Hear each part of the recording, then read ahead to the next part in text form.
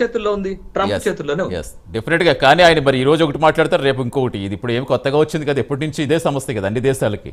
నిజంగా ఇప్పుడు Russia Ukraine వారు స్టార్ట్ అయ్యి 5 సంవత్సరాలు అవుతున్నా దాని గురించి పెద్దగా మాట్లాడుకునేది ఎక్కడ సామాన్యులకు పెద్దగా తెలియదు.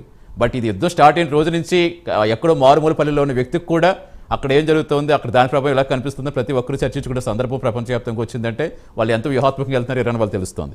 ఎస్, ఫైనల్ గా ప్రసాదరావు గారు, సో మొత్తానికి ప్రజలకు ఎలాంటి భరోసా ఇవ్వబోతున్నారు ఫైనల్ గా? ఎస్, ప్రజలకి ఏం భరోసా ఇస్తున్నారని అడుగుతున్నా. ఇప్పుడు ఒక్కటే అండి, ఇందాక శేష్ గారు చెప్పింది, యుద్ధం మనం కోరుకోలే, యుద్ధం మన ద్వారా రాలే.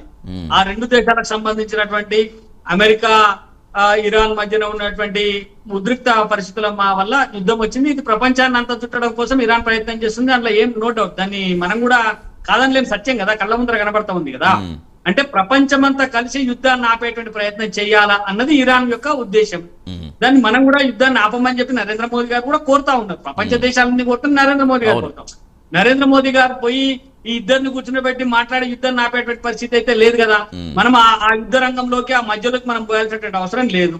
వస్తున్నటువంటి పరిస్థితులను, పరిణామాలను దృష్టిలో పెట్టుకొని అవి మన దేశ ప్రజలకు ఏ రకంగా ఇబ్బందులు జరగకుండా, దేశాన్ని ఏ రకమైనటువంటి ఆర్థిక పరిస్థితులలో నష్టం జరగకుండా, ఎంత తక్కువ నష్టం జరిగే విధంగా ప్రయత్నం చేస్తా ఉన్నాం. అందులో భాగంగానే అనేక దేశాలతోటి మనము సంబంధాలు కొనసాగిస్తా ఉన్నాం. ఇవాళ మనకు మన భారతదేశ జెండా ఉండబడేటువంటి నౌకల పైన దాడి చెయ్యము అని చెప్పి ఇరాన్ ప్రకటించింది కదా స్పష్టంగా. అంటే మన దౌత్యం సఫలీకృతమైనట్టే కదా. సక్సెస్ అయినట్టు ఖచ్చితంగా మొత్తం అన్ని ఆపిన మనల్ని వదిలిందంటే డెఫినెట్ గా అది మన సక్సెస్ అయినట్టు. ఎస్, జితేంద్ర గారు ఫైనల్ గా చెప్పండి, సమయం అవుతుంది. కాబట్టి ఈ ప్రజలను కూడా ఒకటే కోరుతా ఉన్నాం ఏంటంటే, యుద్ధం మనం చేసింది కాదు, యుద్ధం ప్రపంచంలో ఇరాన్ అమెరికా జరుగుతున్నటువంటి వాళ్ళు వస్తున్నట్టు యుద్ధం ప్రజలు సంయమనంతో ఉండాలా. రైట్, జితేంద్ర గారు. ఎస్,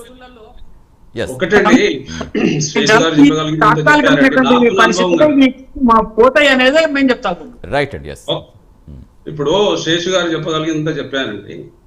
ఇప్పుడు మనం ఇక్కడ ప్రపంచ దేశాలని గమనించాల్సిందండి, ట్రంప్ ఒక పైశాచిక ఆనందాన్ని పొందుతున్నాడు దీంట్లో.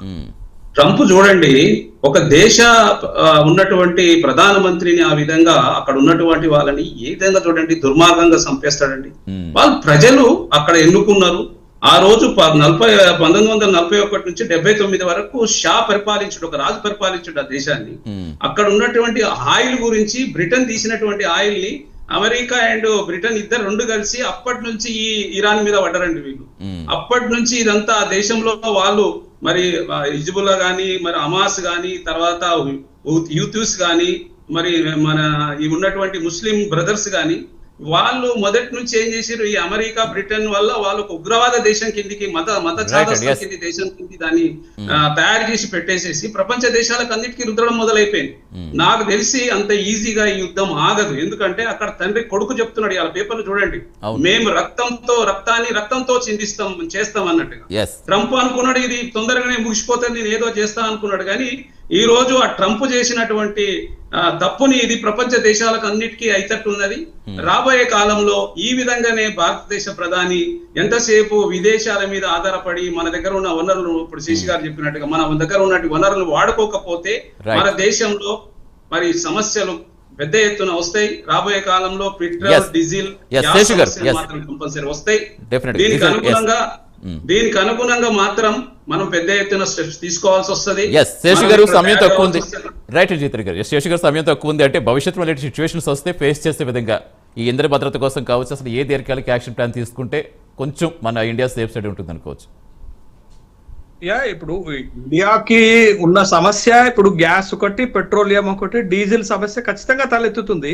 బట్ వాటికి ప్రత్యామ్నాయాలు మన దగ్గర చాలా లిమిటెడ్ గా ఉన్నాయండి. ఆ లిమిటెడ్ ప్రత్యామ్నాయాలు ఏంటంటే మళ్ళా మనం రష్యా నుండి కొంత కొనుక్కోవాల్సిన అవసరం ఉంటుంది. అమెరికా పర్మిట్ చేస్తున్నా అన్నప్పుడు కూడా మనం ఆల్రెడీ చెప్పేసాం మీరెవరండి పర్మిట్ చేయడానికి అని. మనకి రష్యా నుండి ఒక సోర్స్ ఉంది, వెనిజులా నుండి ఎట్లాగో కొంటున్నాం కాబట్టి దానికి కొంత రష్యా నుంచి మన ట్రంప్ చెప్పడం వల్ల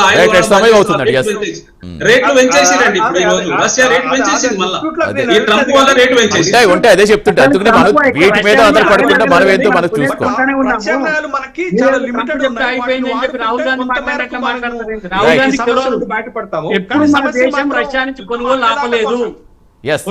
డెఫినెట్ గా మనం ఒకటి యుద్ధం కోరుకోలేదు, యుద్ధం అప్పుడు మన వచ్చే చర్చలు జరిగి యుద్ధం ఆగిపోయి కోరుకుంటున్నాం తప్పించి మరి ఫుల్ తగ్గించేసారు కాబట్టి ఈ ప్రాబ్లం వస్తుంది. రష్యా రేట్లు మనకైతే ఈ గ్యాస్ పంటలు చల్లాలని కోరుకుందాం. ముందు ఈ రాజకీయ విమర్శల కంటే కూడా ఈ గ్యాస్ పరిస్థితులు కానీ వీటి నుంచి ప్రజలు ప్యానిక్ అవ్వకుండా కొంచెం వాళ్ళకి భరోసా కల్పించేది కేంద్ర యాక్షన్ ప్లాన్స్ కానీ అట్ ద సేమ్ టైం భవిష్యత్తులో మళ్ళీ మనకి రిపీట్ కాకుండా ముందుగానే మేలుకుంటే అందరూ కూడా చాలా ప్రశాంతంగా ఉంటుందని మనం కూడా ఎక్స్పెక్ట్ చేస్తారు. Thank you so much Jitendra గారు, శేషు గారు, ప్రసాదరావు గారు, thank you so much. Thanks for joining in debate అండి. ఇది